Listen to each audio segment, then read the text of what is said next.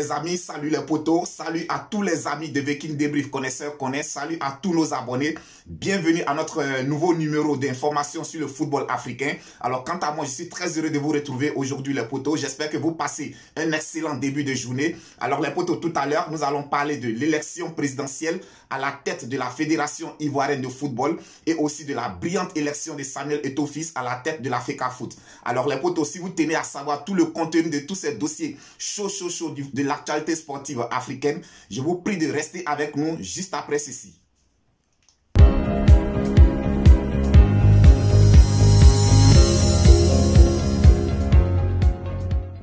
Alors les potos, comme annoncé dans le sommaire, nous allons parler tout à l'heure de l'élection présidentielle à la tête de la Fédération ivoirienne de football, c'est-à-dire la FIF.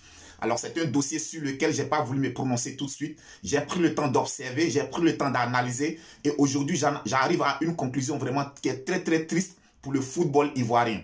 Alors les potos, on se souvient tous, l'ancien international, l'ancien star, l'ancien capitaine de l'équipe nationale de Côte d'Ivoire, Didier Drogba a décidé de se présenter aux élections à la tête de la Fédération ivoirienne de football. Alors depuis plusieurs mois, c'est un dossier qui traîne. Alors sa candidature a été empêchée. Alors aujourd'hui, que reproche-t-on à Didier Drogba concrètement?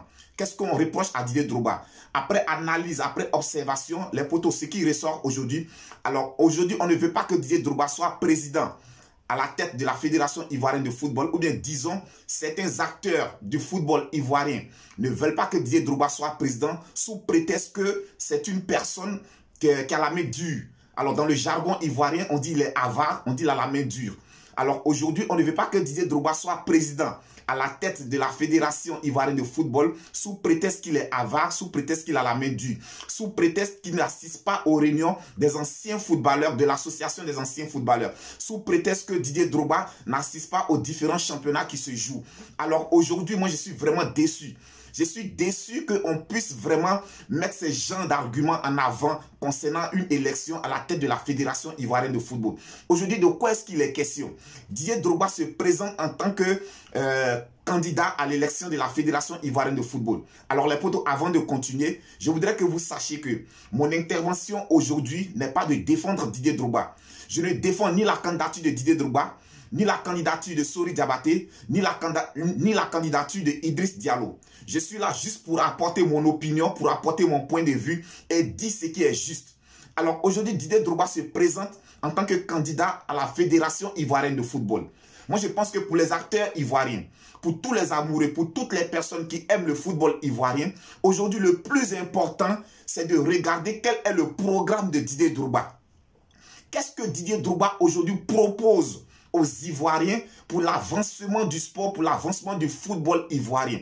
Je pense que c'est ça aujourd'hui le plus important. Le plus important n'est pas de dire que Didier Drogba il est avare, Didier Drogba n'assiste pas aux réunions des anciens joueurs, Didier Drogba n'assiste pas au championnat ivoirien. Non, ça c'est des détails, c'est des futilités.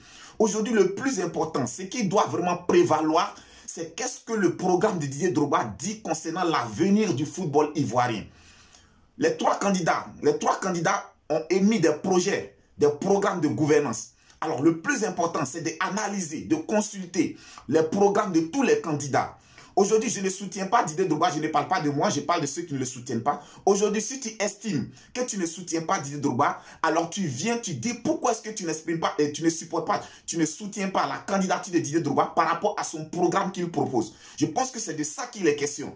Je ne soutiens pas Didier Drogba parce que son projet qu'il nous propose ne me convient pas sur tel ou tel point. Je soutiens le candidat Sori Diabaté parce que Sori Diabaté me propose tel programme de gouvernance alors qu'il convient à l'évolution, à l'épanouissement du football ivoirien. Donc pour cette raison, je soutiens Didier Drogba. Je soutiens Idriss Diallo parce que voici ce que Idriss Diallo propose pour l'avancement du football ivoirien. Je pense que c'est de ça qu'il est question aujourd'hui. Ce n'est pas une question de personnalité. Alors ceux qui disent que Didier Drogba il est avare, qu'est-ce que vous aurez aimé qu'il fasse? Qu'il se promène à travers toute la Côte d'Ivoire, distribuer de l'argent à tout le monde? Est-ce que c'est de ça qu'il est question? Vous le traitez de avare. Alors je pense qu'aujourd'hui, si Didier Drogba il est à la tête de la Fédération ivoirienne de football, toutes les personnes qui seront employées à la Fédération ivoirienne de football recevront un salaire. C'est de ça qu'il est question. Il n'est pas question aujourd'hui que Didier Drogba se promène, partager de l'argent partout. Alors est-ce qu'on suit Didier Drogba à cause de ses idéologies? Est-ce qu'on suit Didier Drogba à cause du programme qu'il propose pour l'avancement du football ivoirien, ou bien on suit Didier Drogba à cause de son argent? Il faudrait que les choses soient claires. Il faut qu'on arrête les mentalités à l'africaine. Aujourd'hui, l'Africain, c'est ce qui nous met en retard. L'Africain, c'est ce qui nous met en retard. Nous ne soutenons pas des personnes pour leur programme qu'ils nous proposent, mais plutôt pour leur gentillesse, plutôt pour ce qu'ils sont envers nous. Alors, je pense qu'aujourd'hui, les intérêts sont égocentriques. Et quand c'est comme ça ne peut pas permettre à l'évolution du football ivoirien surtout et africain en général. Alors, les potos, ce que je voudrais dire aujourd'hui aux détracteurs de Didier Drogba, vous pouvez ne pas aimer sa personne. Vous pouvez ne pas aimer ce qu'il est. Mais le plus important, c'est l'avenir du football ivoirien. Le plus important, c'est le programme de Didier Drogba. Qu'est-ce que Didier Drogba propose aujourd'hui au football ivoirien? Est-ce que son programme qu'il propose peut permettre de faire avancer, progresser, de révolutionner le football ivoirien? Si oui, alors je pense qu'il est temps maintenant de s'unir tous derrière sa candidature.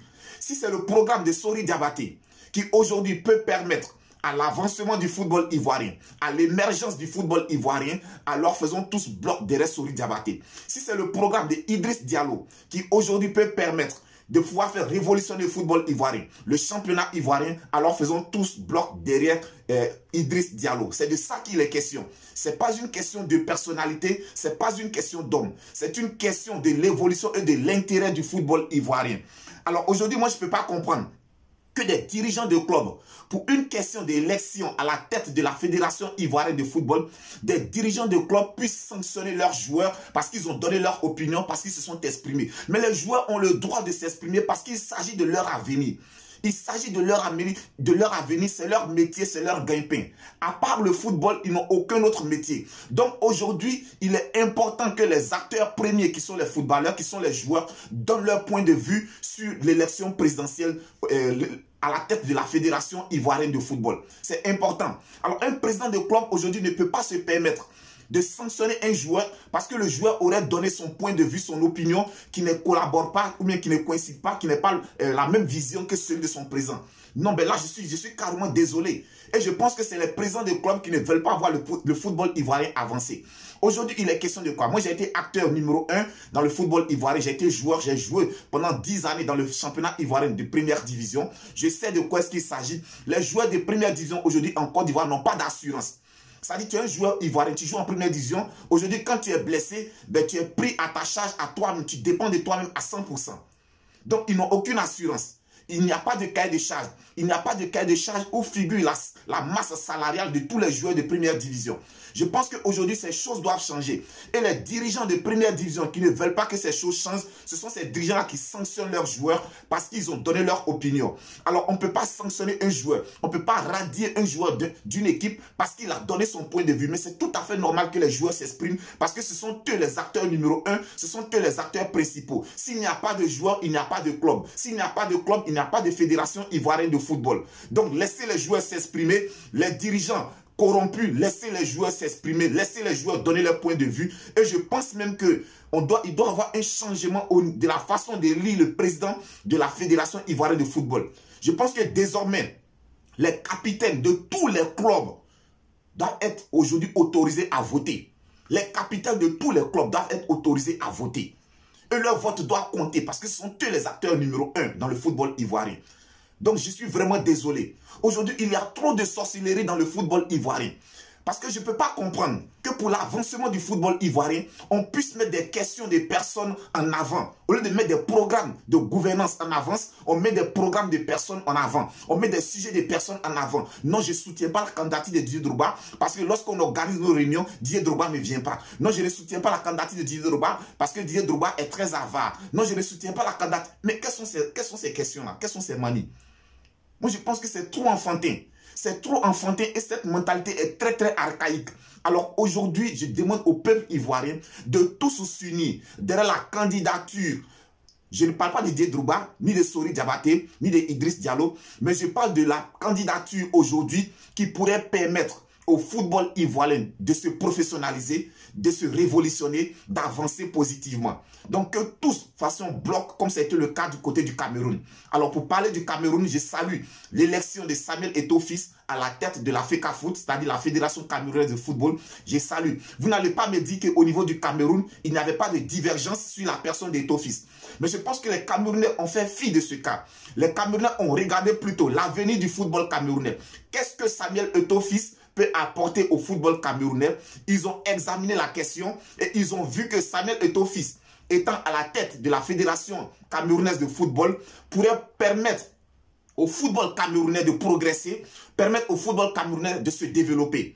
Et tous ont fait bloc derrière la candidature de Samuel Eto'o-Fils. Aujourd'hui, Samuel Eto'o-Fils a été élu à la tête de la FECAFOOT. Je dis bravo. C'est déjà un point très très positif à quelques semaines du début de la CAN qui se jouera au Cameroun. Aujourd'hui, les Camerounais viennent de marquer un pas très très positif dans l'avancement du football camerounais. Alors, regardez Samuel Eto'o-Fils. Dès qu'il prend les rênes de la Fédération camerounaise de football, tout de suite, il opère des changements.